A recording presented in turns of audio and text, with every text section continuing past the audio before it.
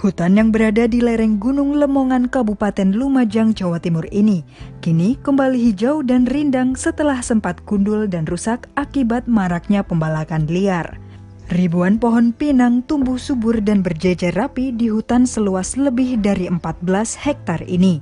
Kembalinya fungsi hutan sebagai penyangga kehidupan dan mencegah terjadinya bencana alam tidak lepas dari peran Daim, seorang kakek berusia 61 tahun, warga Dusun Berca, Desa Sumberpetung, Kecamatan Ranoyoso, Lumajang. Selama 25 tahun, kakek Daim bertekad untuk menanam dan merawat pohon pinang setelah melihat seringnya terjadi kebakaran hutan dan bencana alam banjir serta longsor.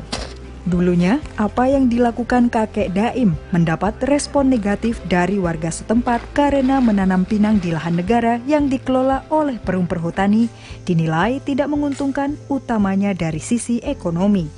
Berkat upaya kerasnya, lebih dari 14 hektar lahan hutan di lereng Gunung Lemongan kini kembali hijau dan memberikan manfaat kepada masyarakat setempat. Berkat kepeduliannya terhadap hutan lereng Gunung Lemongan, kakek Daim menerima penghargaan Kalpataru sebagai perintis lingkungan dari Presiden Republik Indonesia, Joko Widodo, karena berhasil menghijaukan hutan dan memberikan manfaat bagi warga termasuk dari sisi ekonomi masyarakat. Sebelumnya pada tahun 2021, kakek Daim juga menerima penghargaan Piagam Kalpataru dari Kementerian Lingkungan Hidup dan Kehutanan. Hingga kini, kakek Daim juga aktif mengajak berbagai kalangan untuk mencintai lingkungan.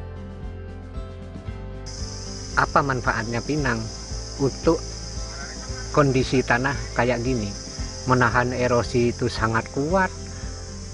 Ditanam dalam jurang itu semakin tak mendalam, bisa menahan erosi, menahan arus yang di bawah air.